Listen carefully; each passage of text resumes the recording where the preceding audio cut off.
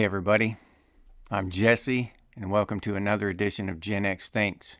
And today I'm going to talk about one of the signs that are proof that the apocalypse is upon us. It is nigh. We are living in the end times. There is a young woman out there who has become quite wealthy by selling her farts. Yes, you heard me correctly. Selling her farts and her manure. And she's actually become very successful doing this. Yes, it's hard to believe, but it's an actual event. It's the truth. I don't remember the person's name. You can look it up, though. From what I understand, she was actually hospitalized because she was eating all this weird stuff to make herself fart. So she developed stomach problems and stuff, and she actually had to go to the hospital. And people are paying her to fart in jars, and then she'll mail the jars to them. Yes. How much would one charge for a jar of farts, you might ask? And I'm glad you did, because that is the most interesting thing. $1,000 a pop. Yes.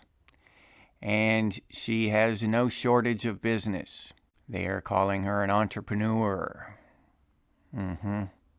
And she's been interviewed by Rolling Stone, and I mean it's an actual thing. And she was quoted as saying she was surprised by the demand. She was surprised how many people out there wanted her farts, and was willing to pay a lot of money for them. This brings up a lot of questions in my head, because just throughout my entire life, I've tried to, I'm not particularly a real people person, not in, like social situations, I'm just not real comfortable in social situations with other people and stuff. Doing this, I enjoy this. This is fun. I get to talk and comment with y'all in the comment section and reminisce and everything. But in actual social situations, I'm not an all-star.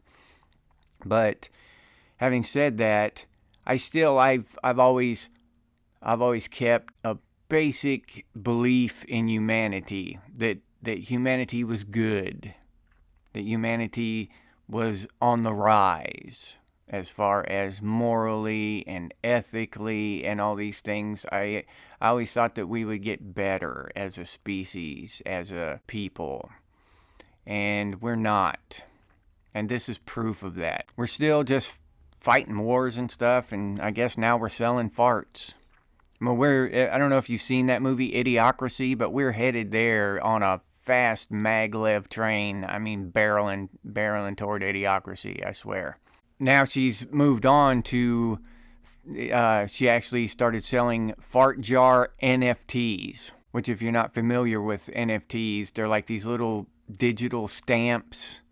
They're just digital, but they're along the lines of cryptocurrency, so they can't be duplicated. So you buy one, that's the only one that can ever exist like that, so they're all original.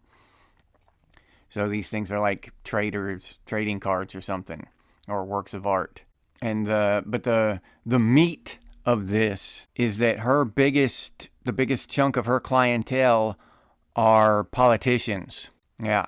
Which just a couple minutes of common sense thought will tell you that these politicians are taking our tax money, our hard-earned tax money, and buying literal shit with it.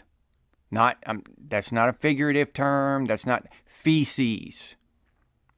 This is some kind of sick power thing in their heads where they can take our hard-earned money and spend it on literal shit and gas out of a woman's ass. Because our tax money goes directly to pay their wages.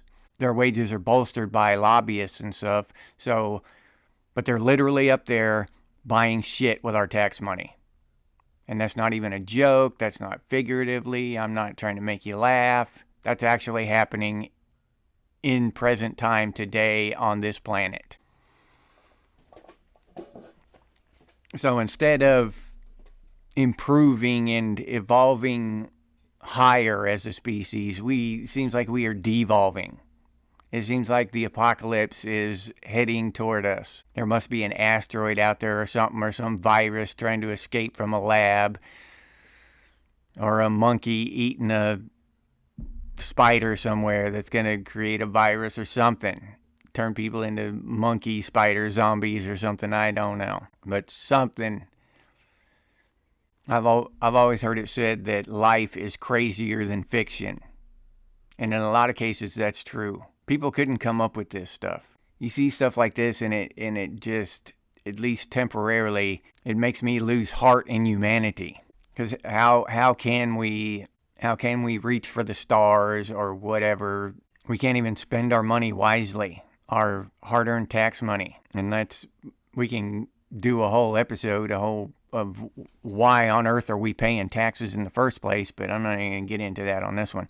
And I believe this whole buying this kind of stuff, not just this, but other stuff like this, that's almost strictly relegated to politicians and that kind of stuff. They're different. A hard working man or woman, y'all go out there and you work hard for your money, you're not going to waste it on crap like this. Literal crap in this case. You're not going to waste it on crap like this. It's just ridiculous.